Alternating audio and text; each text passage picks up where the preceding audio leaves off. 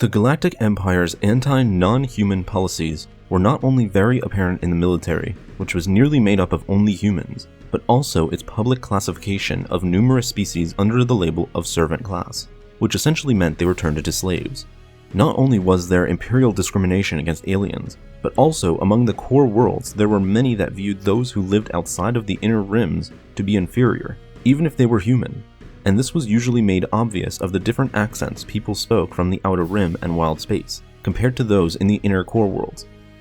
When Thrawn joined the Empire and attended the Imperial Academy on Coruscant, he experienced firsthand of the alien hatred many of his classmates posed, as they bullied him on a regular basis, ranging from name-calling to once even being jumped by a few classmates. Curious as to why such an irrational hatred toward aliens was present among many of his peers, Thrawn went on to ask this very question to his forthcoming friend and fellow cadet, Eli Vento. Eli went on to explain that while there was always dislike among different species even during the days of the Republic, this hatred was heavily intensified during the Clone Wars. Most of the worlds that made up the Separatists were of alien species, and since the war was so devastating and reduced the standard of living so much for humans in the core worlds, they went on to blame the war and all the hurt it brought on the aliens that they believed started it in the first place. This was also the reason for the dislike of humans from the Outer Rim regions as well, as many of the human-dominant colony worlds within those regions were also among the Separatist Alliance.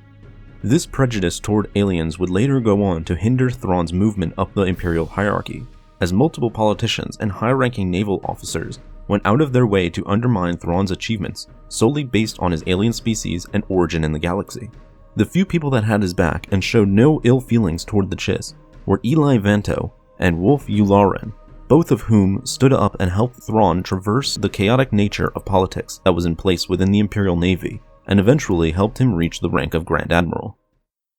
Thanks for watching this video. Help support the channel by becoming a member on our Patreon page, and be sure to subscribe for more videos like this one. And as always, may the Force be with you.